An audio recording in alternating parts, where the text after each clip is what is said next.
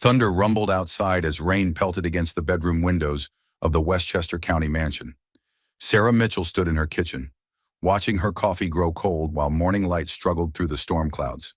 At 52, she moved with the careful grace of a woman 8 months pregnant, one hand instinctively protecting her growing belly. "Sarah, honey, I'll be back late tonight. Another board meeting." The sound of car keys jingling punctuated her husband's words. "Drive safe. Richard, I love you." The door slammed, followed by the sound of his BMW starting in the circular driveway. Sarah remained at the kitchen island, surrounded by the quiet luxury of their home. The coffee maker gurgled softly. Classical music played from hidden speakers, and rain intensified against the floor-to-ceiling windows. 23 years of marriage had taught her Richard's rhythms. The real estate mogul worth $30 million was methodical, predictable, safe. These qualities had attracted her when they met at a charity gala in Manhattan. He represented stability after her chaotic childhood, with an alcoholic father and absent mother. Sarah hummed softly while organizing the business papers Richard had forgotten on the counter. Contracts, financial statements, hotel receipts. Her nurturing nature showed in these small acts of service, keeping his world organized while he built their empire. But something felt different lately. Richard's new cologne lingered in the air, expensive and unfamiliar. His phone calls had become whispered conversations behind closed doors. Weekend business trips to nearby cities seemed more frequent, yet his local meetings appeared to be decreasing. As she gathered the scattered papers, a hotel room keycard fell from between the documents. The Grand Plaza Hotel. Sarah's heart rate quickened as recognition washed over her. The same hotel where they had honeymooned 23 years ago. The same hotel where Richard had promised to love and cherish her forever. Why would he need a hotel room 30 minutes from home? Sarah held the keycard up to the light, as if examining it more closely might reveal an innocent explanation.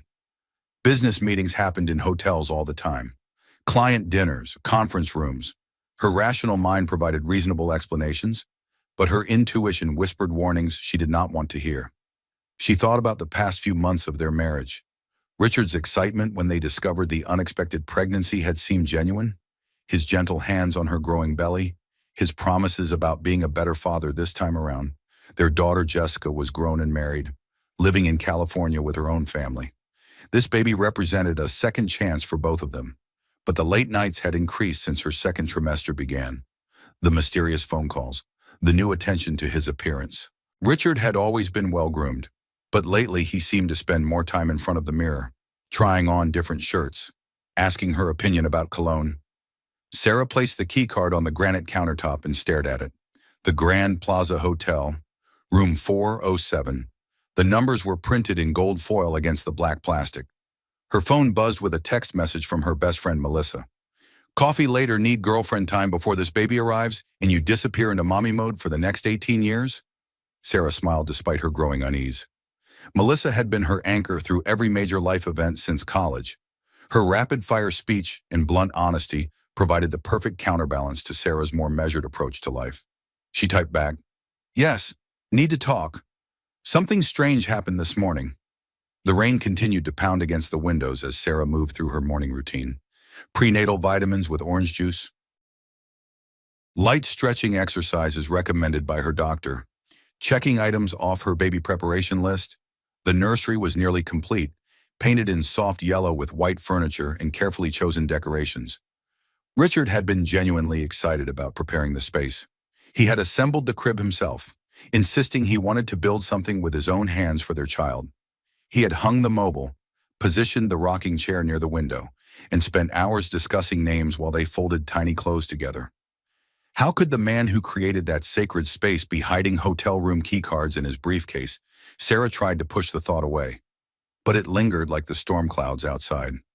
23 years of marriage had taught her to trust her instincts, even when they led to uncomfortable questions, especially when they led to uncomfortable questions. The clock on the mantelpiece chimed 10 times. Richard would not return until late evening, giving her the entire day to investigate or worry herself into premature labor. Neither option appealed to her, but doing nothing felt impossible.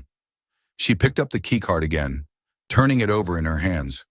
The hotel's phone number was printed on the back in small text. She could call and ask about the room. She could drive to the hotel and see if Richard's car was in the parking lot. She could confront him directly when he returned home. Or she could trust the man she had loved for more than 2 decades and assume there was an innocent explanation. Sarah placed the keycard in her purse and headed upstairs to get dressed for her coffee date with Melissa. Some conversations required the safety of public spaces and the support of loyal friends. This felt like one of those conversations. As she climbed the stairs, her phone rang. Richard's name appeared on the screen, along with a photo of him smiling at their anniversary dinner last month. "Hi, sweetheart," she answered, keeping her voice light and normal. "Good morning. Beautiful. How are you feeling today? How's our little miracle?" His voice was warm and loving, exactly as it had been for 23 years. No hint of deception or guilt, no change in tone or inflection. Either Richard was an exceptional actor, or Sarah was becoming paranoid from pregnancy hormones and too much time alone with her thoughts. "We're both fine. Just organizing your papers from last night. You left quite a pile on the counter." A brief pause. "Did I? Sorry about that. Must have been more tired than I thought. Anything important in there?" Sarah looked at her purse, where the keycard waited like evidence in a criminal case. "Just the usual business documents, hotel receipts, nothing that cannot wait until you get home." "Great. I should be back by 9 tonight. Maybe we can look at cribs online again. I want to make sure we have everything perfect for the baby." The genuine excitement in his voice made Sarah's chest tighten. Either Richard was the most loving husband and expectant father in the world, or he was the most convincing liar she had ever encountered. "That sounds wonderful," she replied. "I love you, Richard. I love you too, Sarah. Both of you, more than you'll ever know." The call ended, leaving Sarah alone with her doubts in the storm outside. She dressed carefully for her coffee date, choosing maternity clothes that made her feel confident and strong. If she was about to have the most difficult conversation of her marriage, she wanted to look like a woman who could handle whatever truth she might discover. Before leaving the house, Sarah stood in the nursery doorway and placed both hands on her belly. The baby kicked gently, as if responding to her touch. "Whatever happens," she whispered, "I will protect you. I promise." The keycard felt heavy in her purse as she drove toward Manhattan through the storm. Every mile brought her closer to answers she might not want to hear. But 23 years of marriage had taught her one crucial lesson. The truth always revealed itself eventually. The only choice was whether to discover it actively or wait for it to destroy everything passively. Sarah chose action, even though it terrified her. 3 hours later, Sarah drove through Manhattan traffic toward the small cafe where she and Melissa met monthly. The storm had passed, leaving the city washed clean and gleaming under unexpected sunshine. She parked carefully, mindful of her growing belly and the slippery streets. Melissa was already waiting at their usual corner table, her short, dark hair perfectly styled despite the early hour. At 49, she remained as energetic and direct as she had been in college. Though her successful marketing career had added polish to her natural confidence. "Sarah, girl, you look like you have seen a ghost," Melissa said as Sarah approached the table. "What happened this morning?" Sarah settled into her chair and placed her purse on the table between them. The keycard felt like it was burning through the leather. "I found something in Richard's briefcase. A hotel room keycard." Melissa's eyebrows rose. "Okay. And rich guys have business meetings in hotels all the time. Conference rooms, client dinners, whatever. You know this. The Grand Plaza Hotel, Melissa, 30 minutes from our house. The same hotel where we honeymooned." "Oh." Melissa's expression shifted from casual dismissal to focused attention. "That is different. Did you ask him about it?" "He called this morning. I mentioned finding hotel receipts among his papers, and he paused. Just for a second. But he paused." Their waitress approached, and Sarah ordered decaffeinated coffee while Melissa requested her usual espresso. The cafe buzzed with morning conversation, providing cover for their private discussion. "Sarah, honey, you worry too much sometimes. Maybe he is planning something special for when the baby arrives. Maybe he booked a suite for a baby moon weekend.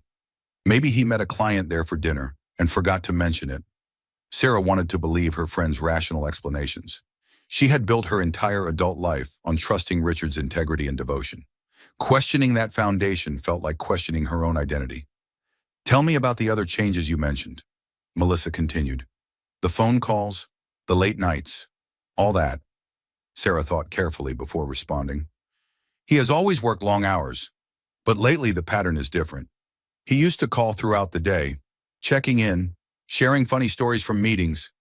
Now he disappears for hours without contact, then comes home with elaborate explanations about where he has been.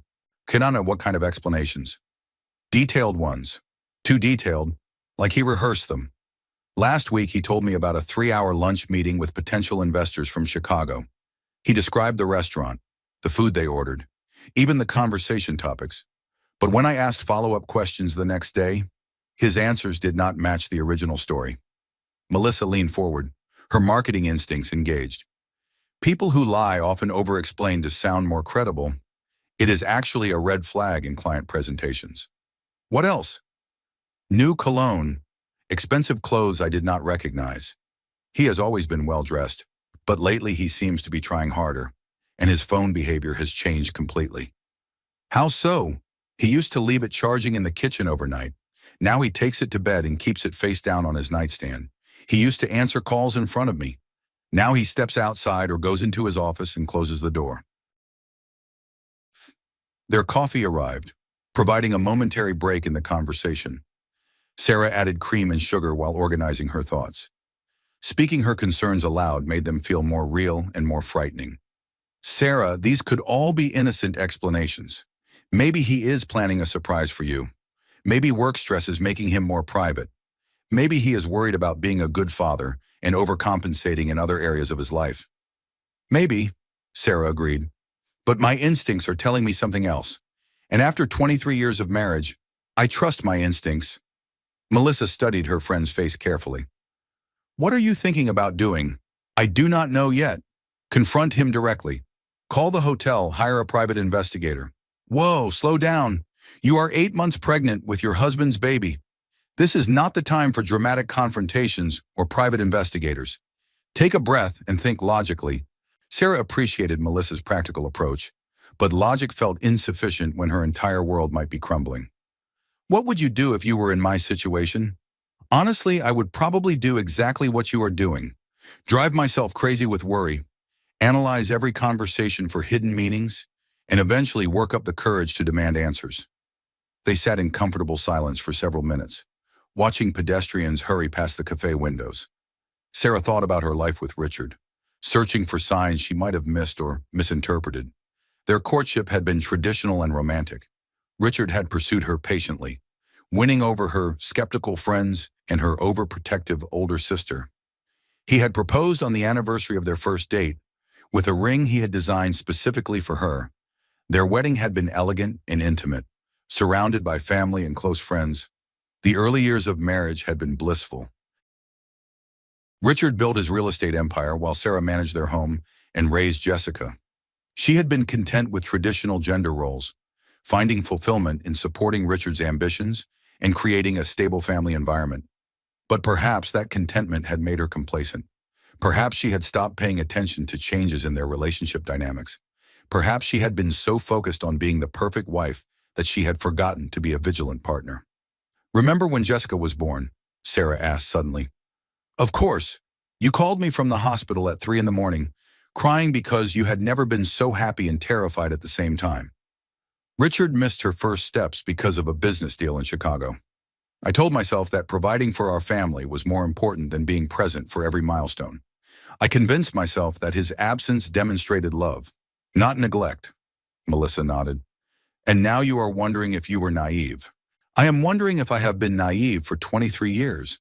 If I created a fantasy version of my marriage that allowed me to ignore obvious warning signs?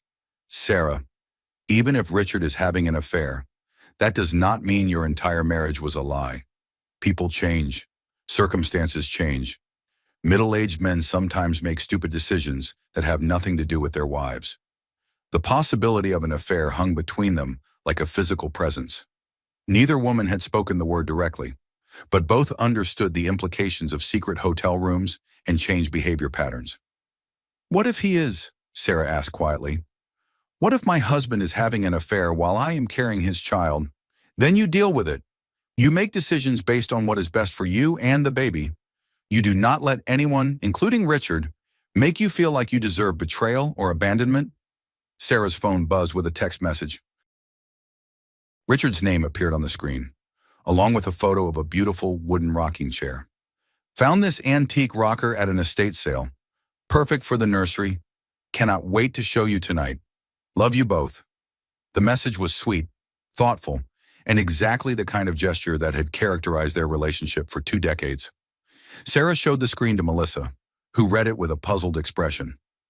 This is not the behavior of a man who is planning to leave his pregnant wife, Melissa observed. This is the behavior of a man who is excited about becoming a father. Unless he is overcompensating for guilt, unless buying baby furniture makes him feel better about betraying his family, or unless you are overthinking this entire situation because pregnancy hormones are making you paranoid. Sarah wanted to believe her friend's assessment, but the keycard in her purse felt like concrete evidence of deception. Hotel rooms required explanations, especially hotel rooms at romantic locations 30 minutes from home. I need to know the truth, Sarah said finally. For my own peace of mind and for this baby's future, I cannot raise a child while wondering if my marriage is built on lies. Okay, Melissa agreed, but promise me you will be careful. Promise me you will not do anything dangerous or impulsive. Promise me you will think about the baby first. I promise. Sarah finished her coffee and gathered her purse. But I also promise myself that I will not ignore my instincts anymore. If something is wrong, I need to know. If nothing is wrong, I need proof. They hugged goodbye outside the cafe, and Sarah drove home through the sunny afternoon. The storm had passed, but another one might be brewing. This time, it would not be a weather system she could wait out safely indoors. This time, the storm might be coming from inside her own home. That evening, Richard returned with the antique rocking chair and infectious enthusiasm about the nursery. His excitement seemed genuine, his affection unchanged, his attention focused entirely on Sarah and their unborn child. But the keycard remained in her purse, a small piece of plastic that might hold the power to destroy everything she had spent 23 years building. Every woman who has ever loved someone knows that moment when your heart wants to believe, but your mind starts keeping score. Sarah had reached that moment, and she could not go back to innocent trust, no matter how much she wanted to. That evening, as Sarah prepared dinner in their spacious kitchen, she watched Richard through new eyes. He moved through their home with the casual familiarity of 2 decades, hanging his suit jacket in the hall closet, loosening his tie, checking the mail while humming unconsciously. Everything appeared normal, yet Sarah found herself cataloging details she had previously overlooked. The way he immediately checked his phone when he thought she was not watching, the slightly longer shower he took before dinner, the careful way he placed his phone face down on the dining room table during their meal. "How was your day, sweetheart?" Richard asked as they sat down to dinner. His voice carried the same warmth it always had, but Sarah listened for undertones of deception or guilt. "Quiet. I had coffee with Melissa, then spent the afternoon working on the nursery. The rocking chair looks perfect in there. I knew you would love it. The woman at the estate sale said it belonged to a family for 3 generations. Apparently, 7 babies were rocked to sleep in that chair." Richard's enthusiasm about the nursery had been consistent throughout her pregnancy. He spent hours discussing color schemes, furniture arrangements, and baby equipment with the same attention to detail he applied to his business deals. "Speaking of business," Sarah said carefully, "how did your board meeting go today?" A brief hesitation, so brief that she might have imagined it. "Long but productive. We are considering a new development project in Westchester. Could be very lucrative if we can navigate the zoning requirements." Sarah nodded and took another bite of her pasta, though her appetite had disappeared. Richard's explanation sounded rehearsed, just like the elaborate stories Melissa had described. Too much detail, too confidently delivered. "Will the project require a lot of travel?" she asked. "Some meetings with local officials, site visits, that sort of thing. Nothing too demanding, especially with the baby coming." Richard's phone buzzed against the table. He glanced at the screen, and Sarah caught a flicker of something in his expression. Anxiety, excitement, guilt. The emotion passed too quickly to identify. "Excuse me for just a moment," he said, picking up the phone. "Work emergency." He stepped into his office and closed the door, leaving Sarah alone with her suspicions and a half-eaten dinner. She could hear his muffled voice through the door, but not his words. The conversation lasted 15 minutes, during which Richard's tone varied from businesslike to what sounded almost intimate. When he returned to the dining room, his demeanor had changed subtly. He seemed distracted, checking his phone more frequently and responding to Sarah's conversation with less focus than usual. "Everything okay with work?" she asked. "Yes, just some complications with a potential investor. Nothing that cannot be resolved." After dinner, Richard suggested they watch a movie together in their home theater. Sarah agreed, hoping the familiar routine might ease her growing anxiety. They settled onto their comfortable leather sofa. Sarah curled against Richard's side while he absently stroked her hair. But even this intimate moment felt different. Richard's attention seemed divided. His responses to the movie delayed, his phone lighting up periodically with notifications he tried to check without Sarah noticing. During a particularly quiet scene, Sarah heard Richard's phone vibrate with a text message. The preview appeared briefly on the lock screen before he could grab it. "Missing you already? Tonight was magical." Whinny. Sarah's heart stopped. She kept her eyes on the television screen, trying to process what she had just seen while maintaining the appearance of normalcy. Richard quickly turned his phone face down. But the damage was done. Tonight was magical. The message implied an intimate evening, not a business meeting, and it was signed with a single initial V. Sarah's mind raced through possibilities. Victoria Valerie Vanessa.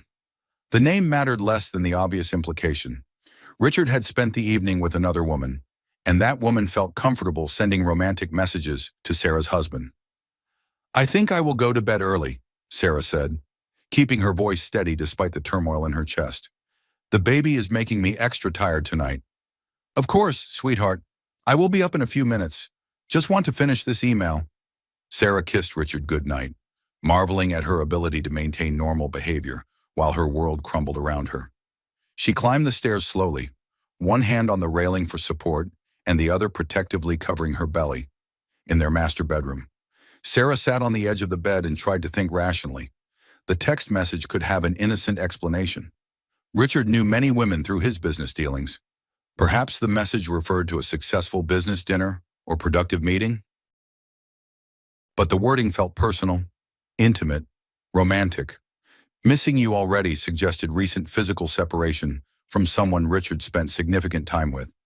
"Tonight was magical" implied an emotional or romantic connection that went far beyond professional relationships.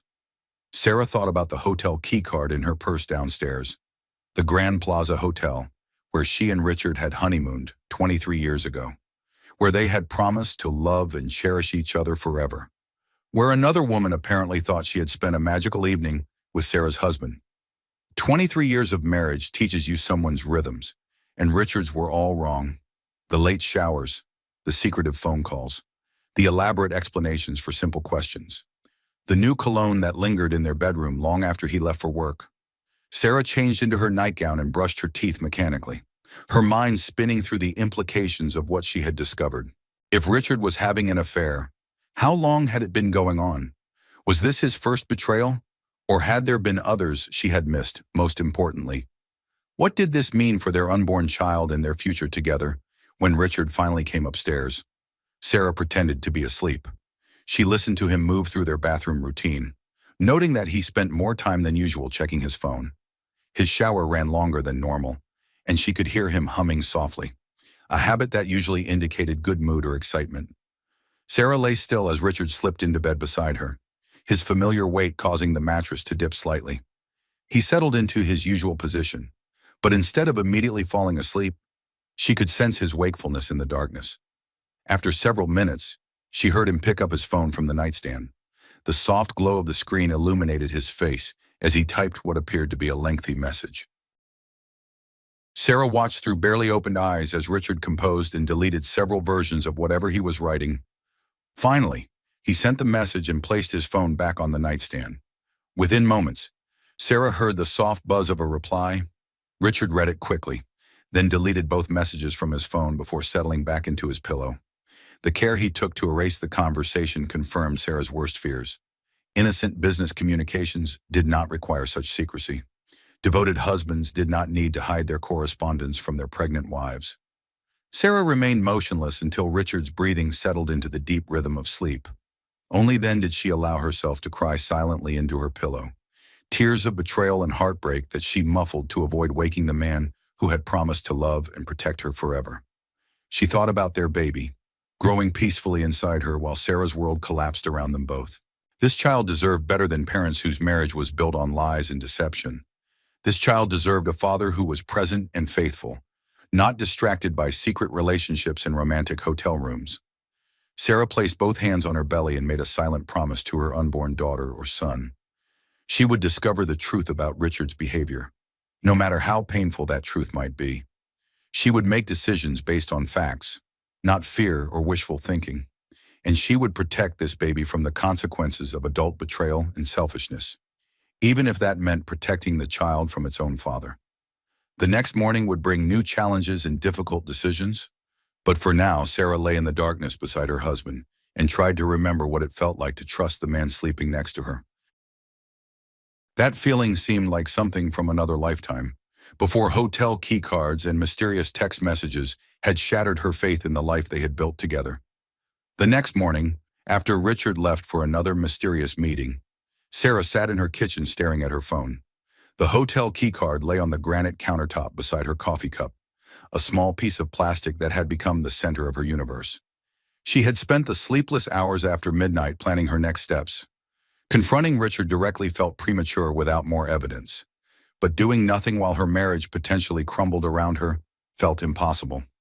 Sarah picked up her phone and dialed Richard's office number. Janet, his longtime secretary, answered on the second ring with her usual professional cheerfulness. Mitchell Development. This is Janet speaking. Hi, Janet. This is Sarah Mitchell. I hope I am not bothering you. Mrs. Mitchell. Never a bother.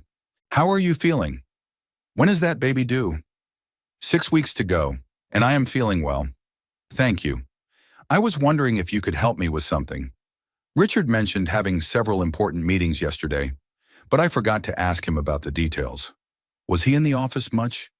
A pause. Sarah could hear papers rustling in the background. Yesterday, Mrs. Mitchell. Mr. Mitchell told me he would be working from home with you all day. He canceled his Tuesday afternoon appointments and rescheduled his Wednesday morning conference call. The phone seemed to slip in Sarah's hand. Working from home. Are you certain? Absolutely. He specifically said he wanted to spend time helping you prepare for the baby. Is everything all right? Sarah's breathing became audible as she struggled to process this information. Richard had lied directly to her face, not once, but multiple times. He had created an elaborate fiction about board meetings and business obligations while actually spending the day somewhere else entirely. Everything is fine, Janet. I must have misunderstood. Thank you for your help. Sarah ended the call and sat staring at her phone screen. The evidence was becoming undeniable. Richard had lied about his whereabouts, received romantic text messages from someone identified only as V, and possessed a hotel room keycard he had not mentioned to his wife. Her phone rang, startling her from her thoughts. Melissa's name appeared on the screen. Sarah, honey, I have been thinking about our conversation yesterday. How are you feeling today? Worse, Sarah admitted. Much worse. I just called Richard's office to confirm his meetings yesterday, and Janet told me he canceled everything to work from home with me. But he was gone all day. Oh, Sarah, I am so sorry. What are you going to do? I need to know the truth. Mel, for my own sanity and for this baby's future, I cannot live in this uncertainty anymore. What do you need from me? Sarah appreciated her friend's immediate support without judgment or false reassurance. Do you know any private investigators? Someone discreet and professional? Actually, yes. My divorce attorney recommended someone when I was going through my own nightmare with David, Detective Martinez. He specializes in these kinds of situations, and he is completely confidential. Can you give me his number? Sarah, are you sure about this? Once you open that door, you cannot close it again. Once you know the truth, whatever it is, your marriage will never be the same. My marriage is already not the same, Sarah replied. I just need to understand what it has become. Melissa gave her the phone number, and Sarah called immediately before she could change her mind. Detective Martinez answered with a gravelly voice that somehow conveyed both professionalism and compassion. Mrs. Mitchell, Melissa gave me a brief overview of your situation. I handle these cases every day, and I understand how difficult this decision must be for you. How long does it usually take to get answers? In most cases, 48 to 72 hours.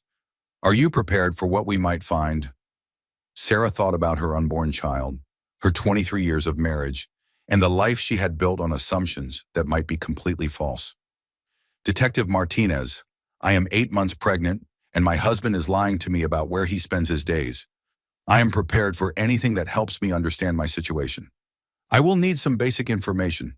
Your husband's full name, vehicle description, typical schedule, and any specific concerns or evidence you have already discovered. Sarah provided the requested details, including the hotel keycard and the mysterious text message. Detective Martinez listened without judgment, asking clarifying questions that demonstrated his experience with similar cases. Mrs. Mitchell, based on what you have told me, I should have preliminary information within 48 hours. I will call you as soon as I have something concrete to report. After ending the call, Sarah sat in her empty house and tried to process what she had just done. She had hired a private investigator to spy on her husband. The woman who had spent 23 years being the perfect supportive wife had just taken the first step toward potentially destroying her marriage. But the alternative, living in uncertainty while raising a child with a man she could no longer trust, felt worse than knowing the truth, no matter how painful that truth might be. Sarah spent the rest of the day trying to maintain normal routines while her mind raced with possibilities. She folded baby clothes, organized the nursery, and prepared dinner with mechanical precision. When Richard called to check on her, she managed to sound normal and loving despite the investigation she had set in motion. "How was your day, sweetheart?" he asked. "Quiet and restful. I spent some time in the nursery and had a nice conversation with Melissa. How were your meetings?" "Productive but exhausting. I should be home by 7 for dinner." "I will see you then. I love you." Richard, "I love you too." Sarah, "Both of you." The conversation felt like a performance, with both of them playing roles they had perfected over 2 decades. But Sarah now suspected that Richard's performance might be hiding something much darker than she had ever imagined. That evening, Richard arrived home with flowers and apologies for being late. His behavior seemed normal, even loving, but Sarah found herself analyzing every word and gesture for signs of deception. During dinner, she mentioned her phone call to his office. "I called Janet today to ask about scheduling your birthing class reminder on your calendar, and she mentioned you had cleared your schedule yesterday to work from home. That was so sweet of you, even though you ended up having to leave for meetings anyway." Richard's fork paused halfway to his mouth for just a moment before he continued eating. "Did she? I guess I forgot to mention that the meetings came up last minute, emergency situations that could not wait." Another lie, delivered smoothly and without apparent guilt. Sarah nodded and smiled as if she believed him completely. Of course, business emergencies always seem to happen at the worst times. After dinner, they watched television together, but Sarah's attention was focused on Richard's behavior rather than the program. He checked his phone frequently, always tilting the screen away from her view.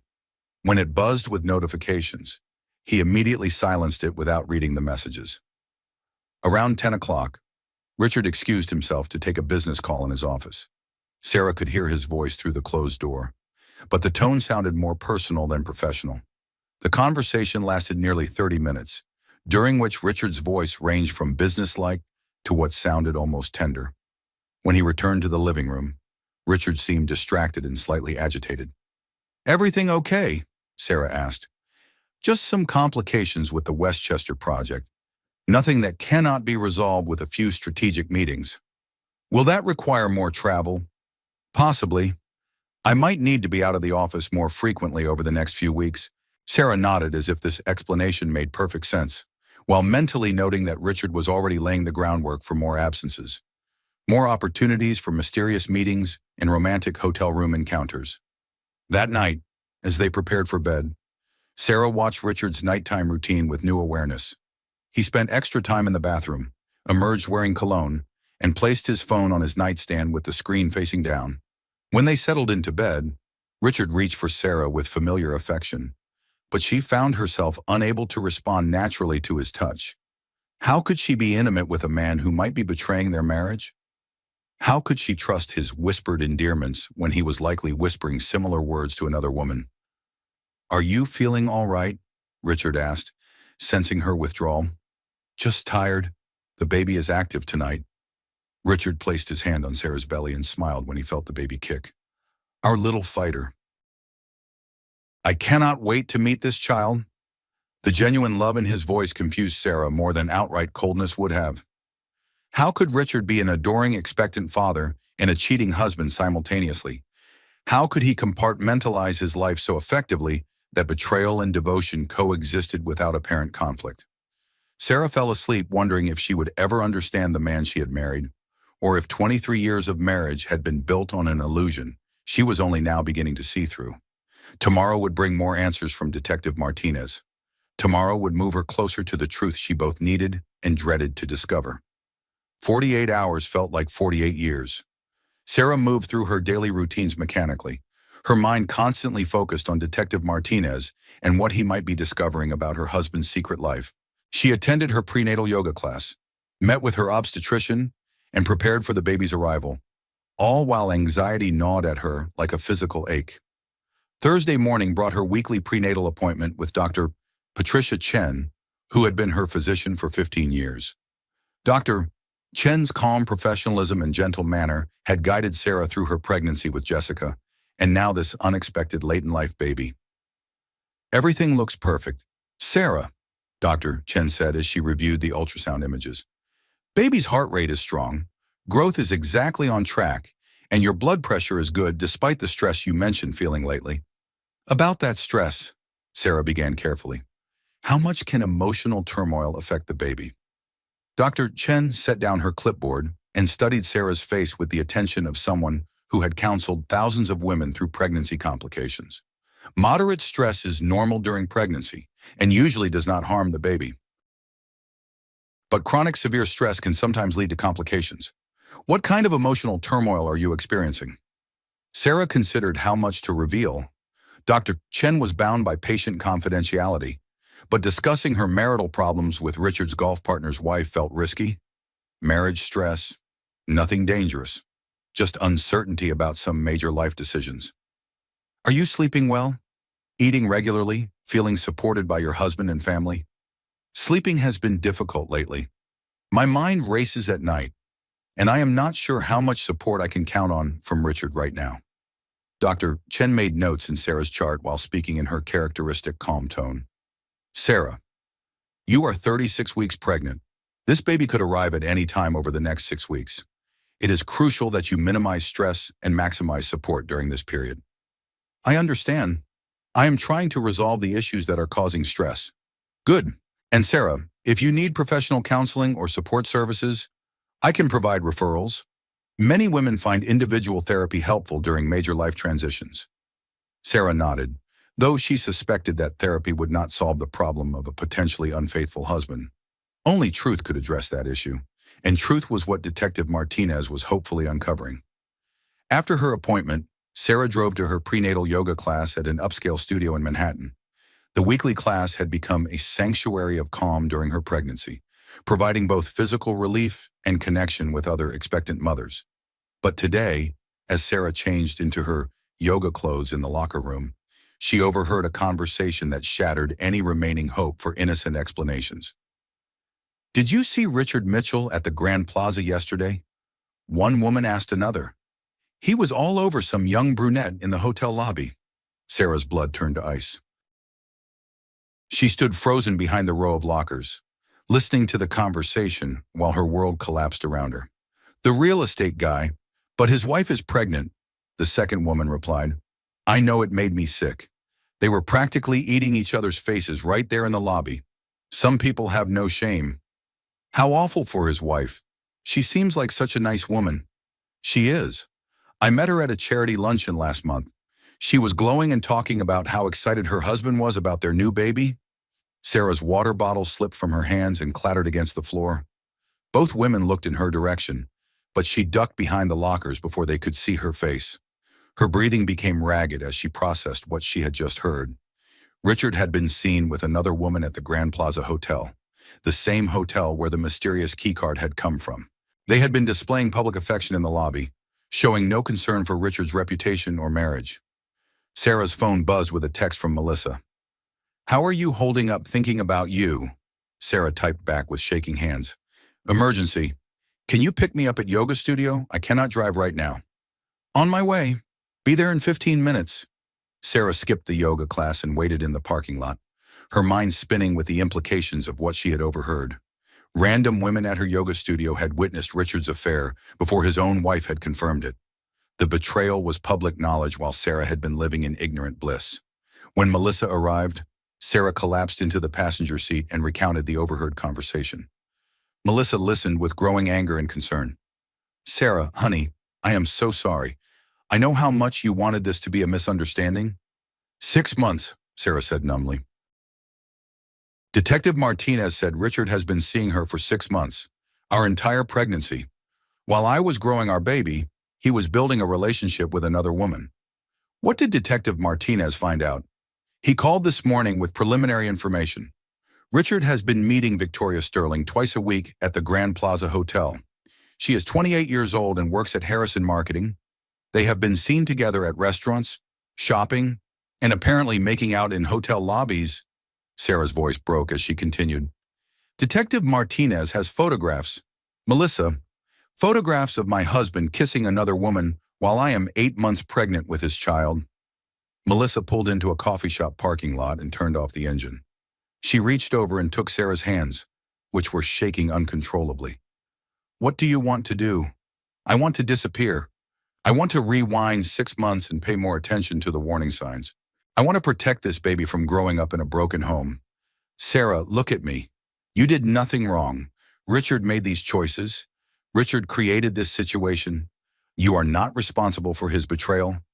But I enabled it by being naive. I should have questioned the late nights and mysterious phone calls. I should have trusted my instincts instead of making excuses for him. Stop blaming yourself. You trusted your husband because trust is what marriage requires. Richard violated that trust. Not you. Sarah's phone rang. Detective Martinez's name appeared on the screen. Mrs. Mitchell, I have the photographs and documentation you requested. When would you like to meet to review the evidence? As soon as possible. Today, if you can arrange it. I can meet you at my office in 1 hour. Mrs. Mitchell, I want to prepare you for what you are about to see. The evidence is conclusive and graphic. Your husband's relationship with Miss Sterling appears to be both romantic and sexual. Sarah closed her eyes and tried to breathe steadily. I understand. I need to see everything. After ending the call, Sarah looked at Melissa with a mixture of determination and devastation. I am about to see photographs of my husband with his mistress. After that, there will be no going back to pretending everything is normal. Are you ready for that?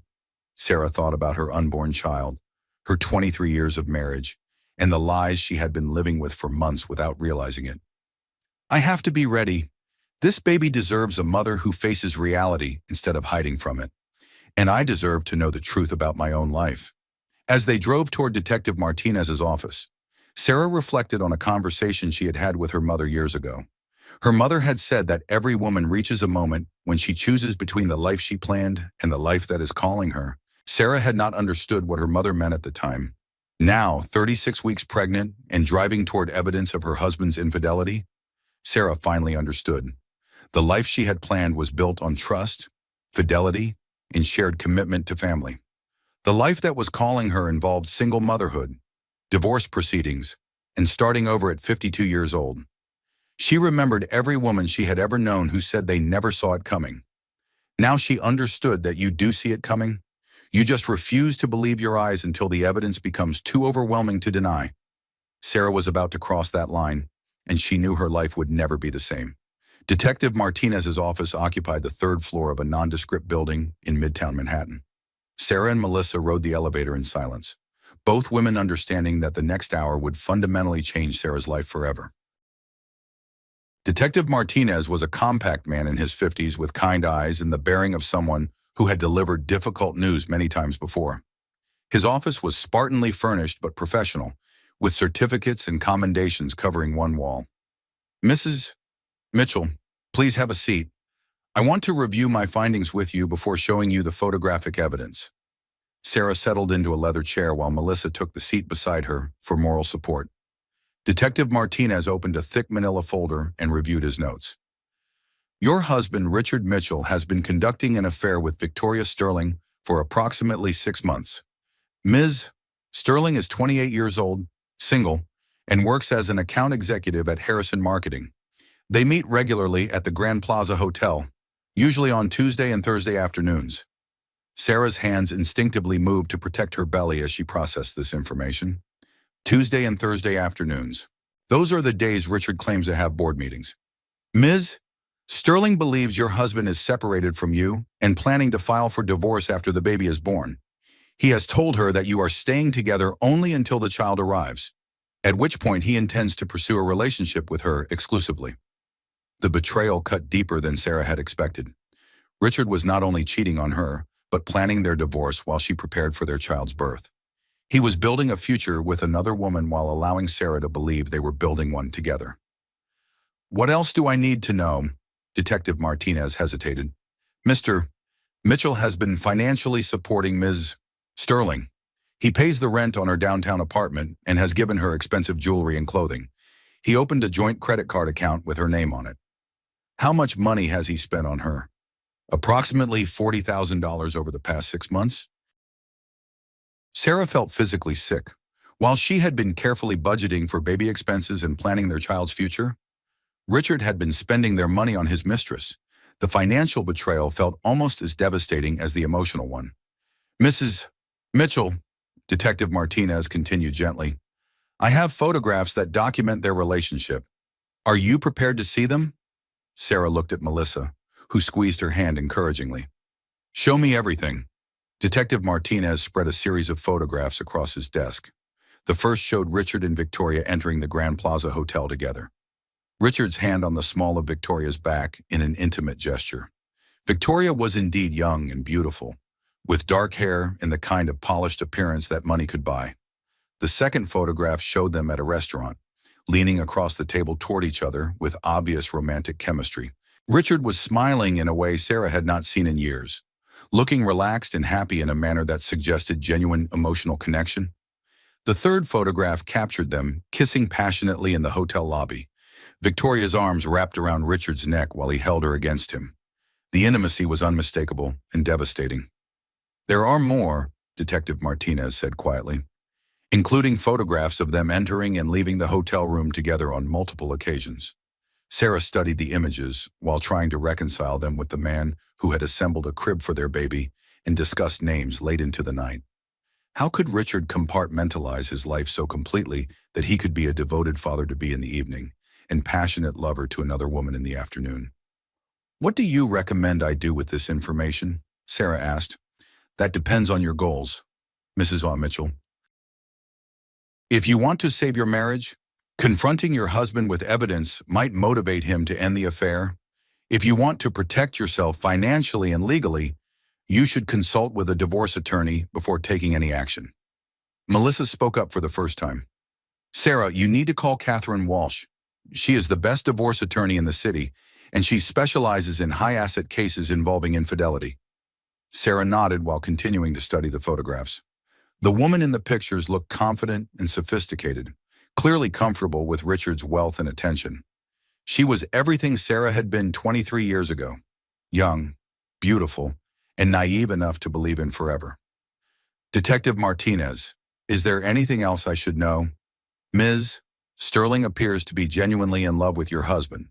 Based on my observations, she believes they have a future together. This is not a casual affair. Mrs. Mitchell, your husband has created an alternate life with this woman." The words hit Sarah like physical blows. Richard had not simply strayed from their marriage. He had built an entirely separate relationship, complete with emotional intimacy, financial support, and future planning.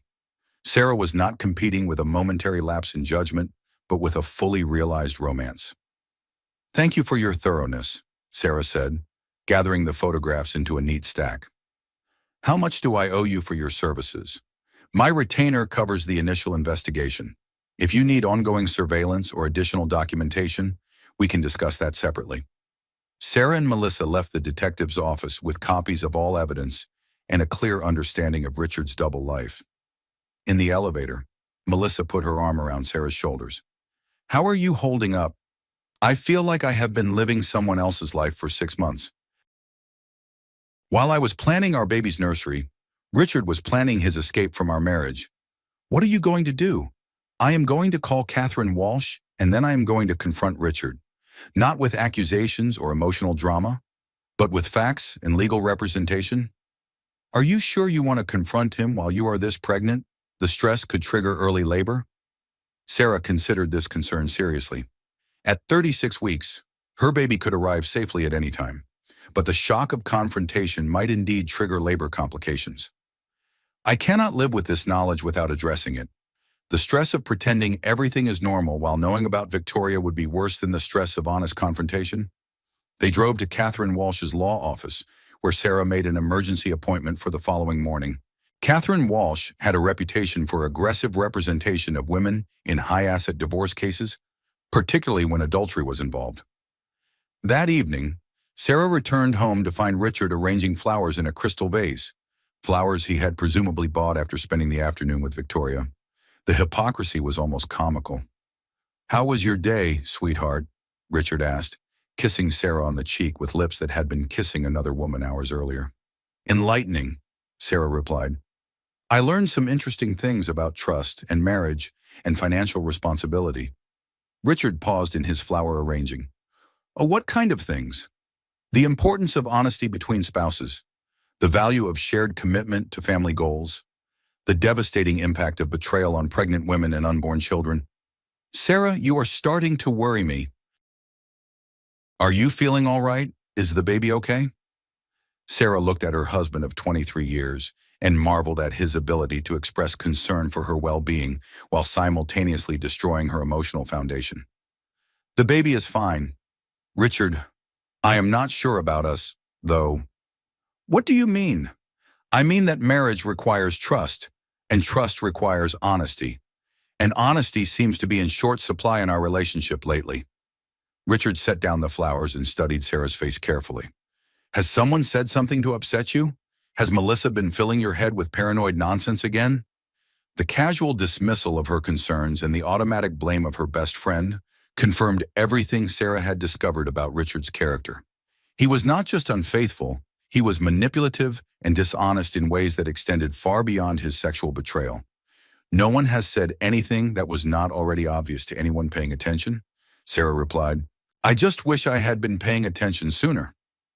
That night, Sarah lay in bed beside Richard while he slept peacefully, apparently untroubled by guilt or anxiety about his double life. She placed her hands on her belly and made silent promises to her unborn child about the kind of life they would build together, with or without Richard's participation. Tomorrow would bring legal consultation and strategic planning. Tomorrow would begin the process of reclaiming her life from the lies that had defined it for 6 months. But tonight, Sarah grieved for the marriage she thought she had and the future she had believed they were building together. She mourned the loss of trust that could never be fully restored. Even if Richard ended his affair and begged for forgiveness, some betrayals change everything, and Sarah was beginning to understand that she was living through one of them. At exactly 7 p.m. the next evening, Sarah arrived at the Grand Plaza Hotel wearing her best maternity dress and the kind of confidence that comes from having legal representation and irrefutable evidence. Catherine Walsh had been everything Melissa had promised: sharp, experienced, and completely committed to protecting Sarah's interests in what was clearly going to be a complex divorce proceeding. The hotel lobby was elegant and intimate, with classical music playing softly while well-dressed guests moved through the marble-floored space. Sarah positioned herself near the bar where she could observe the elevator banks and main entrance without being immediately visible. She did not have to wait long. At 7:15, Richard emerged from the elevator with Victoria Sterling, his hand resting possessively on her lower back. Victoria looked exactly as she had in the photographs, young, polished, and completely comfortable in Richard's luxurious world. They moved toward the hotel bar. Richard whispering something in Victoria's ear that made her laugh in a way that suggested genuine intimacy. Sarah watched them settle into a corner booth, noting how Richard immediately ordered Victoria's drink without asking her preference, a level of familiarity that spoke to months of shared experiences. Sarah approached their table directly, her heart pounding but her resolve absolute. The confrontation she had been dreading and planning was finally about to occur. Richard, the sound of glass clinking against the table marked the moment Richard's drink slipped from his hand. His face went white as he looked up at Sarah, clearly trying to process how his pregnant wife had appeared in the hotel where he was conducting his affair. Sarah, what are you? How did you? Victoria looked confused and slightly annoyed by the interruption. Who is this woman? Richard? Sarah felt a surge of calm clarity as she looked at the young woman who had been sharing her husband for 6 months. I am his wife, the mother of his unborn child, and you are. The conversations around them began to quiet as other hotel guests sensed drama unfolding. Richard's face flushed red as he realized their private affair was about to become a very public scene. Sarah, please, not here, Richard stammered. Let me explain. This is not what it looks like. Really? Sarah asked with surprising composure. Because it looks like you are having a romantic dinner with your mistress at the same hotel where we honeymooned 23 years ago. It looks like you are spending our money on another woman while I prepare for our child's birth. It looks like you have been lying to me for 6 months while building a relationship with someone else. Victoria's face had gone pale as she processed Sarah's words. You never told me she was pregnant. There are many things Richard has not told you, Sarah replied, addressing Victoria directly. Like the fact that he has no intention of leaving me for you.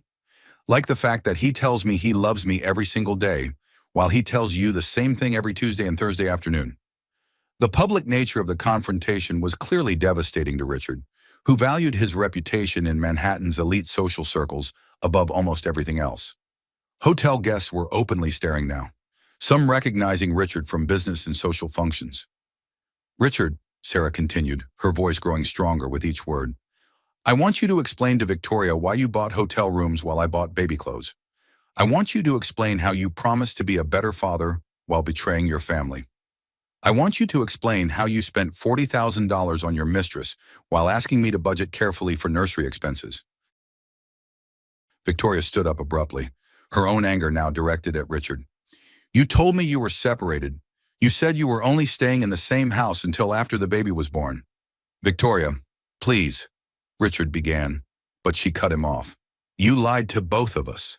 Victoria's voice carried clearly through the hotel lobby. You told me your wife understood that your marriage was over.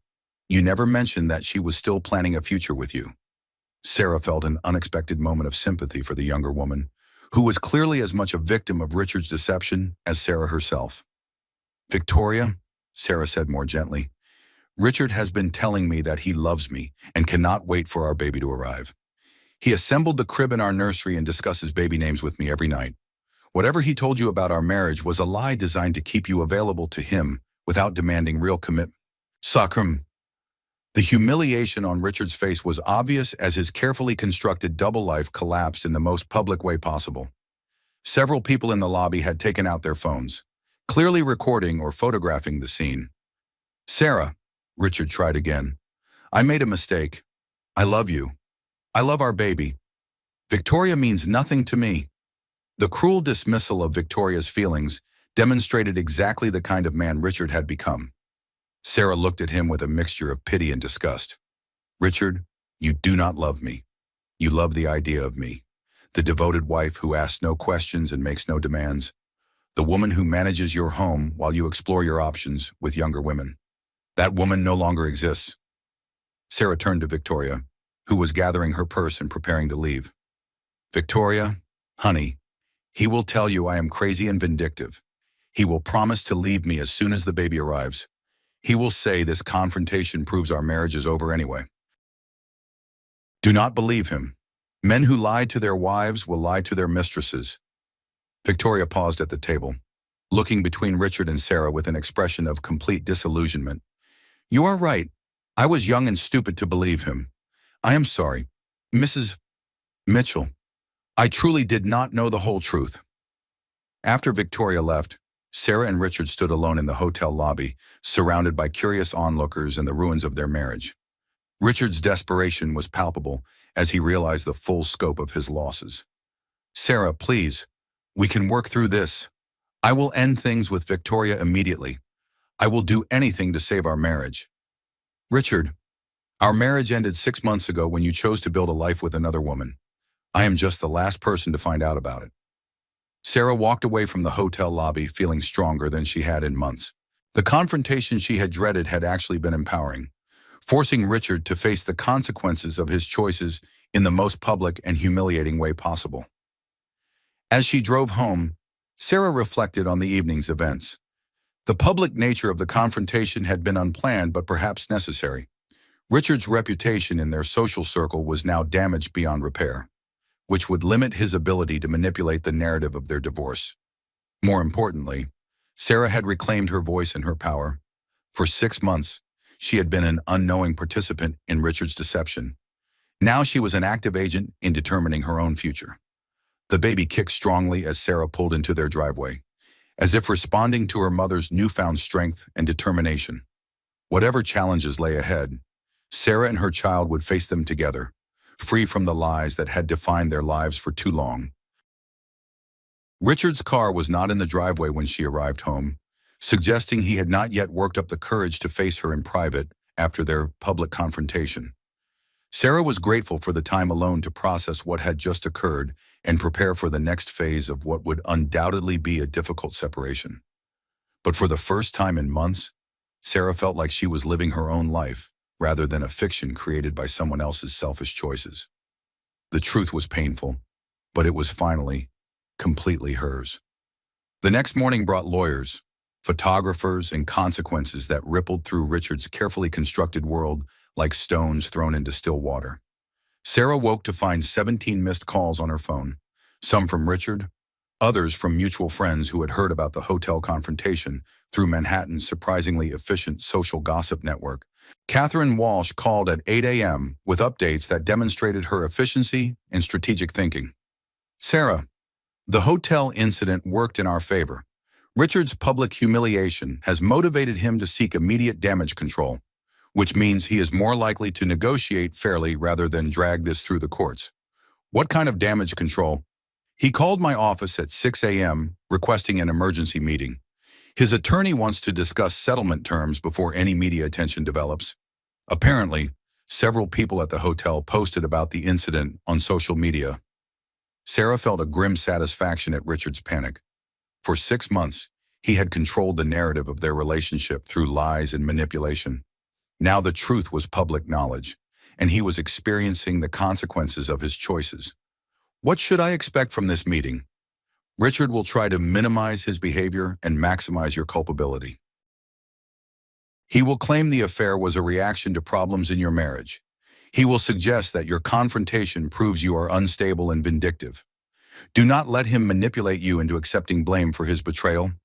An hour later, Richard arrived at their house with his attorney, James Sullivan, a smooth corporate lawyer who specialized in protecting wealthy men from the financial consequences of their personal failures. Richard looked haggard and desperate, clearly having slept poorly after his public humiliation. "Sarah," Richard began as soon as he entered their living room, "we need to talk about last night. That scene at the hotel was completely unnecessary. We could have worked through this privately." "Richard, there was nothing private about your affair. You made it public when you decided to conduct it in hotel lobbies and restaurants where our friends could witness it." James Sullivan intervened with the calculated tone of someone accustomed to managing crisis situations. "Mrs. Mitchell, my client acknowledges that mistakes were made, but public embarrassment serves no constructive purpose. We can work this out amicably without further damage to either party's reputation." Catherine Walsh had arrived minutes earlier and now spoke with the confidence of someone holding all the strongest cards. "Mr. Sullivan, your client created this situation through months of calculated deception and financial betrayal. We have photographs, hotel receipts, credit card statements, and witness testimony documenting his affair. The public embarrassment is a natural consequence of his choices." "What do you want?" Richard asked, directing his question to Sarah rather than the attorneys. Sarah looked at the man she had loved and trusted for 23 years, noting how different he appeared when stripped of his charm and manipulation. I want honesty, Richard. For the first time in 6 months, I want you to tell me the truth about what you were planning for our future. Richard's mask slipped, revealing the cold calculation that had apparently been driving his behavior. Fine. You want honesty? I was planning to wait until after the baby was born, then file for divorce. Victoria and I have been discussing marriage and starting a family together. The brutal honesty was actually easier to process than the months of lies had been. Sarah felt clarity rather than devastation as Richard finally revealed his true intentions. So while I was preparing for our child's birth, you were planning your exit from our marriage? I did not want to upset you during the pregnancy. I thought it would be better to wait until after the baby arrived to discuss our future. Catherine Walsh spoke with barely controlled anger. Mr. Mitchell, you were planning to abandon your pregnant wife while spending marital assets on your mistress? That demonstrates premeditated financial and emotional abuse. Richard's attorney tried to regain control of the conversation. Let us focus on practical solutions rather than emotional accusations. What are your terms for an amicable separation? Catherine Walsh spread a thick folder of documents across the coffee table.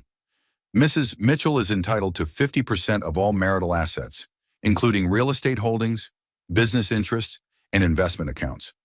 We are also seeking alimony and child support, plus compensation for emotional distress caused by adultery. That is ridiculous, Richard exploded. I built this business before we were married. Sarah contributed nothing to the commercial real estate deals that created our wealth. Actually, Catherine Walsh replied calmly, New York law recognizes marriage as an economic partnership. Sarah's contributions to your home, family, and social network enabled your business success. More importantly, your affair strengthens her claim to a significant settlement. James Sullivan reviewed the documentation Catherine had provided, his expression growing increasingly grim as he realized the strength of their evidence. This is financial blackmail, Richard said. You cannot take half of everything I worked to build because I made a personal mistake. Sarah spoke for the first time in several minutes, her voice steady and clear. Richard, you did not make a mistake. You made a series of calculated choices over 6 months. You chose to lie to me daily. You chose to spend our money on another woman. You chose to plan a future that did not include me while allowing me to believe we were building one together. Sarah, I love you. I was confused and going through a midlife crisis. Victoria meant nothing to me. If I meant nothing to him, why did you spend $40,000 on me? Victoria's voice came from the front hallway, where she had apparently been standing unannounced. Everyone turned to see Victoria Sterling entering the living room, her face flushed with anger and determination. She had clearly decided to confront Richard directly, rather than disappear quietly from his life. Victoria, what are you doing here? Richard asked, his voice betraying panic at this unexpected complication. I came to return these, Victoria said, placing a jewelry box on the coffee table, and to tell your wife the truth about our relationship, since you seem incapable of honesty. Victoria turned to Sarah with an expression of defiant guilt. Mrs. Mitchell, Richard told me he was separated from you and planning to file for divorce after your baby was born. He said you were staying together only for financial and legal convenience. He promised to marry me as soon as his divorce was finalized. Victoria, please, Richard began, but she continued without acknowledging him. He told me he had not been intimate with you for over a year. He said your pregnancy was unplanned and that you were using it to manipulate him into staying married. He made me believe that I was helping him escape an unhappy marriage. Sarah felt an unexpected surge of gratitude toward Victoria for providing this information. Richard's lies had been even more elaborate and cruel than she had realized. Victoria, Sarah said gently, Richard told me last week that he could not wait for our baby to arrive and that he had never been happier in our marriage.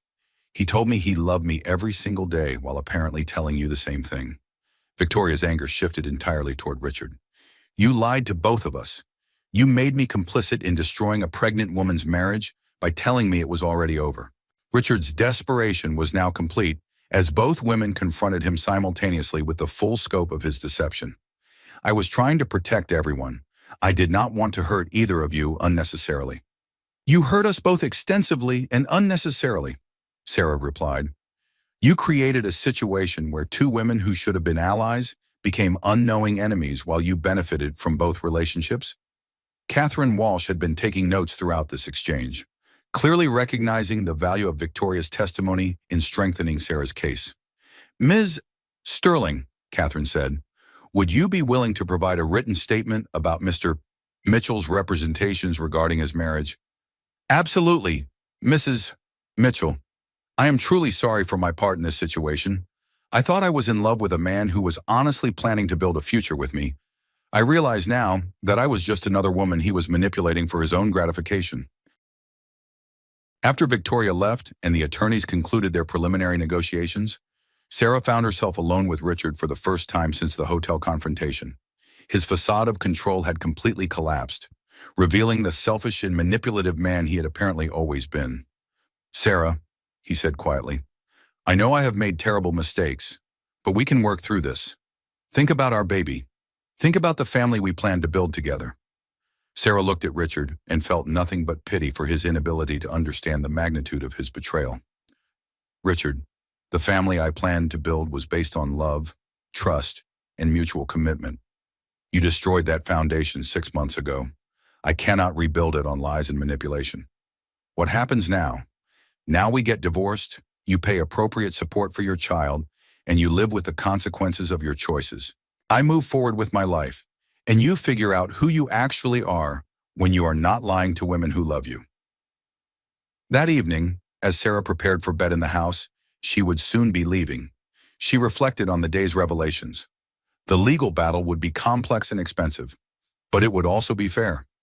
Richard's public humiliation had ensured that he could not control the narrative or manipulate the outcome. More importantly, Sarah had reclaimed her voice and her power. She was no longer a victim of Richard's deception, but an active agent in determining her own future and her child's well-being. The baby kicked strongly as Sarah settled into bed, as if responding to her mother's newfound strength and clarity.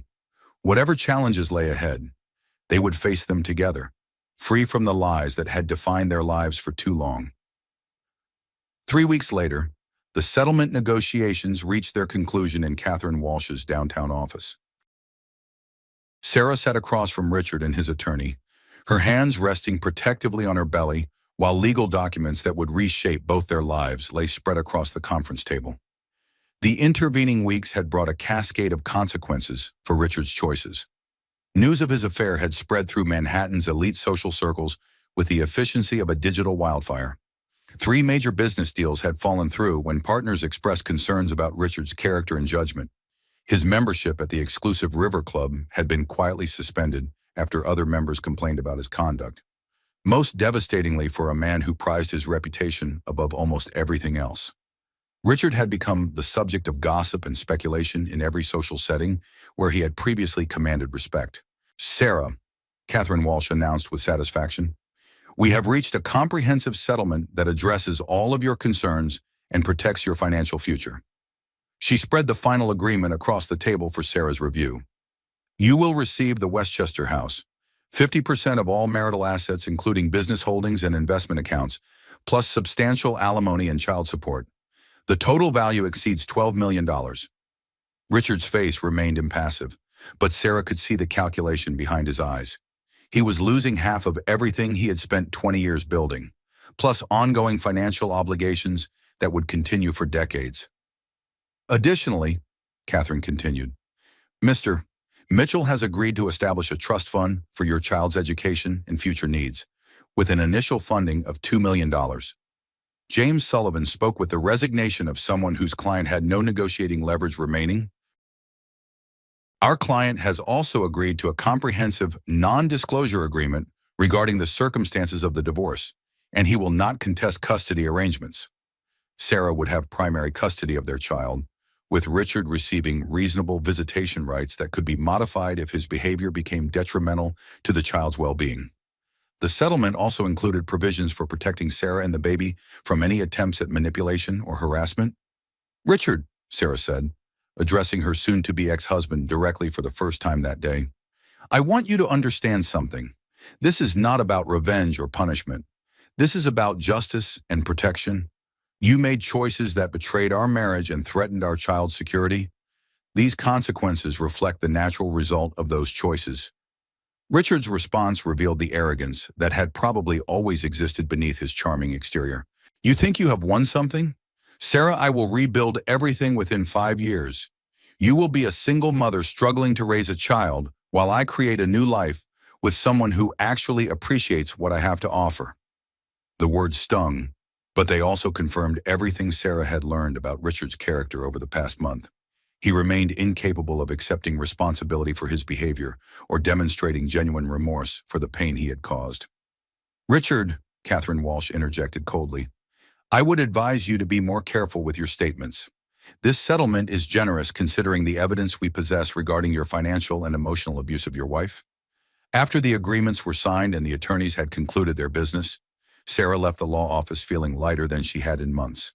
The legal battle was over, and she had emerged with both financial security and personal vindication. Melissa was waiting in the lobby to drive Sarah home, her face bright with excitement about the settlement results. Girl, you did not just win, Melissa said as they walked toward the parking garage. You completely rebuilt yourself from the ground up. Look at you. You are glowing with confidence and strength. Sarah thought about Melissa's words as they drove through Manhattan traffic. The woman who had discovered that hotel keycard 4 weeks ago had been naive and trusting, willing to make excuses for obvious warning signs. The woman sitting in this car today was someone entirely different, informed, empowered, and completely in control of her own destiny. I spent 23 years trying to be the perfect wife, Sarah reflected. Now I get to discover who I really am when I'm not performing for someone else's approval. What does that look like? Sarah considered the question carefully. It looks like raising this baby in a home built on honesty instead of lies. It looks like making decisions based on my own values instead of someone else's expectations. It looks like teaching my child that love requires respect, and respect requires truth. They drove to Sarah's new attorney-recommended obstetrician for what would likely be one of her final prenatal appointments before delivery. Dr. Rebecca Martinez had been Catherine Walsh's suggestion, a physician who specialized in high-risk pregnancies and understood the unique stresses faced by women going through divorce while preparing for childbirth. Sarah, Dr. Martinez said after reviewing her latest ultrasound, your baby is perfectly positioned and could arrive any day now. More importantly, your blood pressure has improved significantly over the past few weeks. Resolving the stress in your marriage seems to have benefited both you and the baby. I feel stronger than I have in months, Sarah admitted. Even though my life is completely changing, I feel more stable than I did when I was living with uncertainty and lies. That is very common. Women often report feeling relieved rather than devastated when they finally address abusive or deceptive relationships. Your body was responding to chronic stress even when your mind was trying to ignore the warning signs. After her appointment, Sarah returned to the Westchester house that would soon be legally hers alone. She walked through the rooms she had shared with Richard for 20 years, noting how different the space felt now that it represented freedom rather than imprisonment. The nursery remained exactly as they had prepared it together, but now it symbolized hope rather than naive optimism. The rocking chair Richard had found at the estate sale would rock Sarah's baby to sleep while she built a new life based on honesty and self-respect. Sarah's phone rang as she stood in the nursery doorway. Victoria Sterling's name appeared on the screen, a development that surprised her. Mrs. Mitchell, Victoria said hesitantly, I hope you do not mind me calling. I wanted you to know that I have ended all contact with Richard, and I am seeking therapy to understand how I became involved in such a destructive situation. Victoria, I appreciate you calling. How are you doing? Better than I expected. My therapist helped me realize that Richard's treatment of both of us was a pattern of narcissistic abuse rather than a simple affair.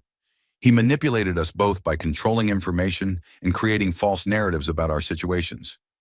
Sarah was impressed by Victoria's insight and personal growth. What have you learned about yourself through this experience? That I was vulnerable to manipulation because I had not developed strong boundaries around what I would accept from men. Richard recognized that vulnerability and exploited it. But I also learned that I am stronger than I thought and capable of making better choices in the future. Victoria, I want you to know that I do not blame you for what happened. Richard lied to both of us, and we were both victims of his selfishness and manipulation. Thank you for saying that. I know some women would hate me forever for my role in destroying their marriage. My marriage was destroyed by Richard's choices, not yours. You were led to believe that you were helping a man escape an unhappy situation, not creating one. After ending the call, Sarah reflected on the unexpected connection she had developed with Victoria. In different circumstances, they might have been friends rather than unwitting rivals for the same dishonest man. The next week brought a steady stream of visitors and supporters who had heard about Sarah's situation through their social network. Many of these women shared their own stories of betrayal and recovery, creating an informal support system that surprised Sarah with its warmth and wisdom. Margaret Henderson, the wife of Richard's former business partner, visited on a Thursday afternoon with homemade soup and valuable advice. "Sarah, dear, my first husband left me for his secretary when my children were young. I thought my life was over, but it was actually just beginning. The woman I became after my divorce was so much stronger and more interesting than the woman I had been during my marriage." How long did it take you to feel normal again? About 2 years to feel stable, 5 years to feel grateful. But Sarah, you have advantages I never had. You have financial security, legal representation, and a support network that understands what you are going through. Most importantly, you have a baby coming who will give your life immediate purpose and meaning. These conversations with other women revealed a hidden community of divorce survivors who had not only endured betrayal, but thrived in its aftermath. Their stories gave Sarah hope that her current pain was temporary, while her future strength would be permanent. Sarah began planning her post-divorce life with the same attention to detail she had once applied to managing Richard's household. She researched preschools and pediatricians, investigated part-time work opportunities that would allow her to be present for her child while maintaining professional engagement, and explored volunteer opportunities that aligned with her values. Most unexpectedly, she began developing plans for a consulting business that would help other women navigate divorce proceedings and financial independence. Catherine Walsh had mentioned that many of her clients struggled with the practical aspects of rebuilding their lives after marriage, and Sarah realized she could provide valuable guidance based on her own experience. You could be the perfect bridge between legal representation and practical life management. Catherine had suggested during one of their final meetings, women trust other women who have survived similar experiences. The idea energized Sarah in ways she had not experienced for years. Instead of supporting Richard's ambitions, she would be building her own career, helping other women reclaim their lives from destructive relationships. On a sunny Friday afternoon, exactly 1 month after the hotel confrontation, Sarah received an unexpected phone call from Detective Martinez. "Mrs. Mitchell, I wanted to update you on some recent developments regarding your former husband. He has been attempting to contact Miss Sterling despite her requests for no communication. She has filed a restraining order and asked me to document his harassment. Is Victoria safe?" "Yes, she has moved to a new apartment and changed her phone number. But this behavior suggests that Mr. Mitchell has not accepted the consequences of his choices and may continue trying to manipulate the women in his life."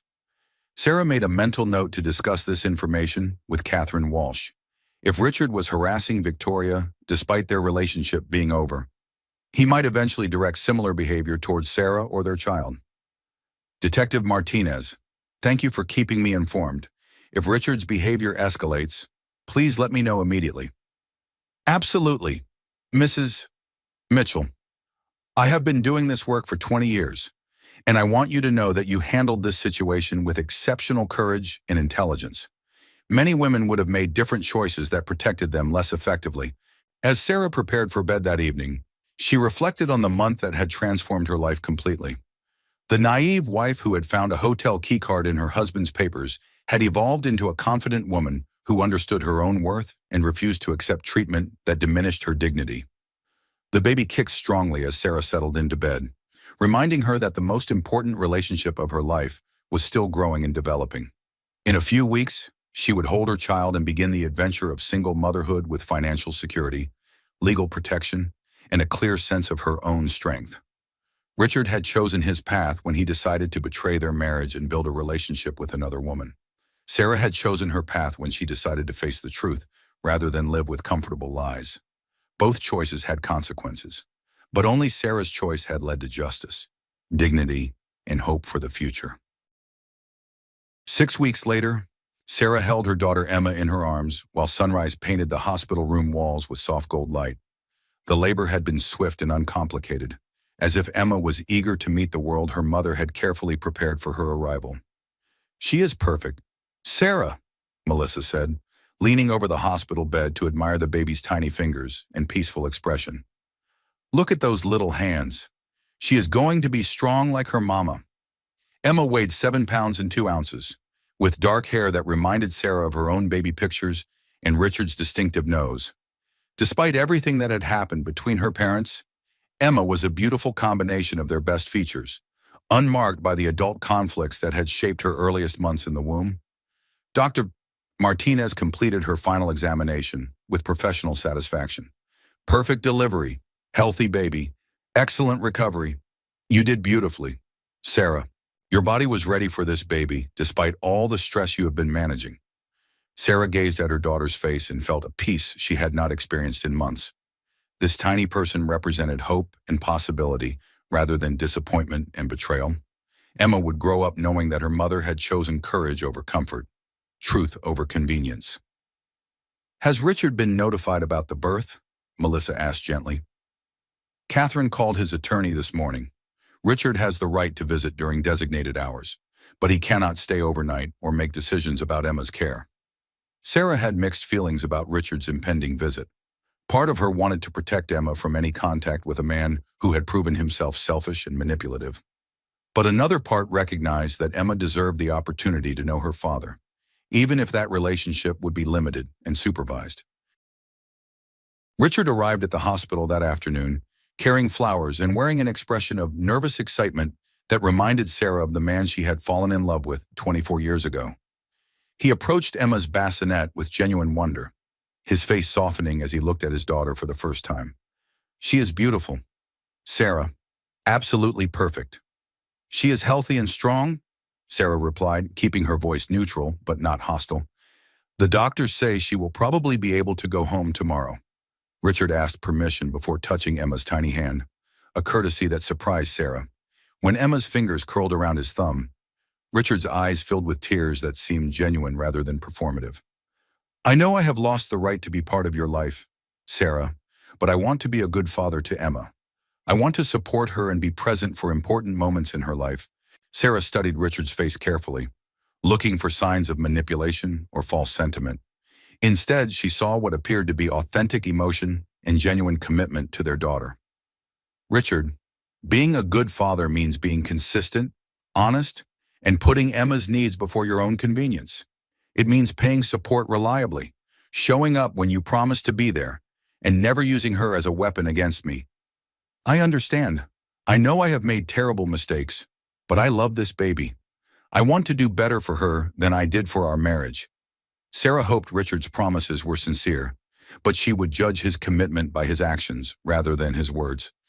Emma deserved a father who was present and reliable, not someone who disappeared when parenting became inconvenient or difficult. Over the next few days, as Sarah adjusted to life as a new mother, she was surrounded by support from unexpected sources. Victoria Sterling sent a beautiful flower arrangement with a card that read, "Congratulations on your new beginning. Emma is lucky to have such a strong mother." Margaret Henderson and several other women from Sarah's social circle organized meal deliveries and household help, creating a network of practical support that made the transition to single motherhood much easier than Sarah had anticipated.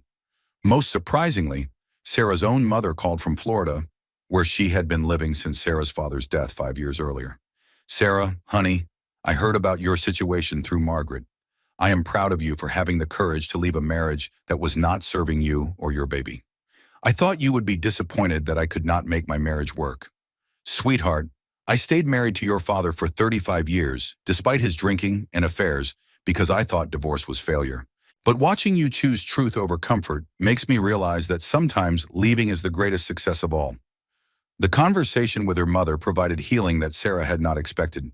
For years, she had tried to be the perfect wife, partly to prove to her mother that marriage could be different from the chaos of her childhood home. Learning that her mother respected her choice to prioritize dignity over social expectations was liberating in ways Sarah was still processing. 2 weeks after Emma's birth, Sarah returned to the Westchester house that was now legally hers alone. She walked through the rooms while carrying Emma, mentally redesigning the space to reflect their new life together.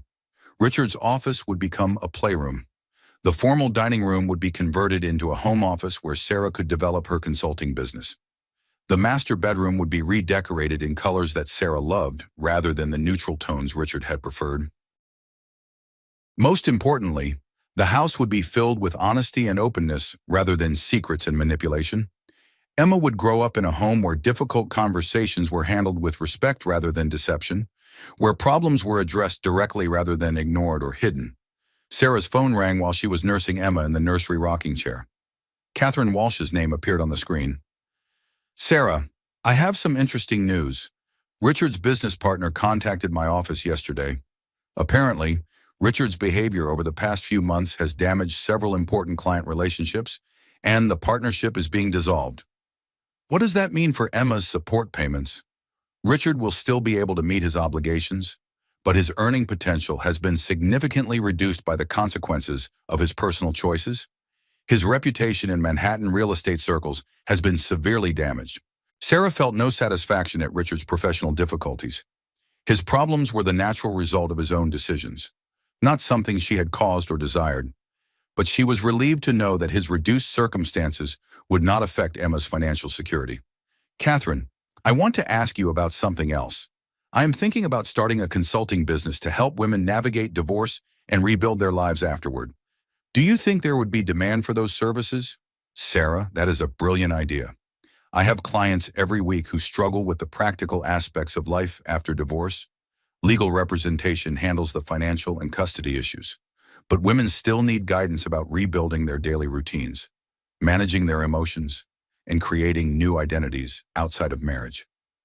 Would you be willing to refer clients to me once I get established?" "Absolutely." "Sarah, you have turned your own painful experience into wisdom that could help hundreds of other women. That is the kind of transformation that creates lasting positive impact." As Sarah planned her business, she realized that Richard's betrayal had inadvertently given her something valuable: the motivation and credibility to help other women escape destructive relationships. Her experience with narcissistic abuse, financial manipulation, and public humiliation had taught her lessons that could benefit women facing similar challenges. 3 months after Emma's birth, Sarah spoke at a women's support group that met monthly at a community center in White Plains. She held Emma while addressing 20 women whose ages ranged from their 20s to their 60s, all of whom were navigating the aftermath of betrayal or divorce. "Ladies," Sarah began, "6 months ago, I thought my story ended when my marriage did. I was wrong. It was just the intermission. The second act is entirely up to us." She talked about the importance of trusting instincts, gathering evidence, and seeking professional help rather than trying to manage crisis situations alone. She discussed the value of building support networks with other women who understood the challenges of starting over after betrayal. Most importantly, she shared her realization that every woman has a moment when she chooses between the life she planned and the life that is calling her. The brave ones answer that call, even when the future is uncertain and frightening. "I plan to be married to Richard forever," Sarah concluded. "I plan to raise our children in a stable 2-parent home built on love and trust. When I discovered that my plans were based on lies, I had to choose between continuing to live someone else's fiction or creating my own reality based on truth." After her presentation, several women approached Sarah with questions about her consulting services and requests for individual guidance. Within 2 weeks, she had 3 paying clients and a waiting list of women who wanted to work with her. Sarah's business grew organically through word-of-mouth referrals and recommendations from attorneys like Catherine Walsh. She specialized in helping women develop practical strategies for emotional recovery, financial independence, and co-parenting with difficult ex-husbands. Her own experience with Richard's manipulation tactics made her particularly effective at helping clients recognize and respond to narcissistic abuse patterns. She could identify red flags that other consultants might miss and provide strategies that were based on real-world experience rather than theoretical knowledge. 6 months after Emma's birth, Sarah sat in the same kitchen where her journey had begun, but everything had changed fundamentally. Baby Emma slept peacefully in her arms while Sarah reviewed emails from potential clients and planned her growing business. The woman who had discovered a hotel keycard in her husband's briefcase had evolved into someone completely different, confident, independent, and genuinely happy with the life she was building for herself and her daughter. Sarah's phone buzzed with a text from Melissa. "Coffee tomorrow. Want to hear about your latest client success stories?" Sarah typed back with one hand while supporting Emma with the other. "Yes, but my treat. Business is booming thanks to your referrals." As she prepared for bed that evening, Sarah reflected on the transformation that had occurred over the past year. Richard had unintentionally given her the greatest gift possible, the motivation to discover who she really was when she stopped trying to be what someone else needed. Emma stirred in her bassinet, making the soft sounds that preceded her nighttime feeding. Sarah lifted her daughter and settled into the rocking chair that had witnessed so many quiet moments of bonding and reflection. "Emma," Sarah whispered, "your father thought he was destroying our family when he chose to betray our marriage. Instead, he gave us the opportunity to build something better. You will grow up knowing that your mother chose truth over comfort, courage over convenience." Sarah thought about the promises she had made on the night she discovered Richard's text messages. She had promised to protect Emma from the consequences of adult betrayal and selfishness. She had kept that promise by refusing to accept treatment that diminished her dignity or threatened her daughter's security. 24 years ago, she had promised to love, honor, and cherish. She had learned to direct those promises to the right person, herself and the child who depended on her strength and wisdom. Outside the nursery windows, rain fell gently against the glass, but this time it sounded like applause rather than storm warnings. Sarah hummed the same lullaby her mother had sung to her decades earlier, creating a bridge between generations of women who had learned to choose themselves when others failed to choose them. Emma's breathing settled into the peaceful rhythm of deep sleep as Sarah's own contentment filled the quiet room. The sound faded to Sarah's satisfied sigh, then silence, marking the completion of one chapter and the beginning of countless others still to be written. The future stretched ahead with possibilities that Richard's betrayal had made possible rather than destroyed. Sarah had learned that endings could become beginnings, that betrayal could become liberation, and that the life calling her was infinitely better than the life she had planned.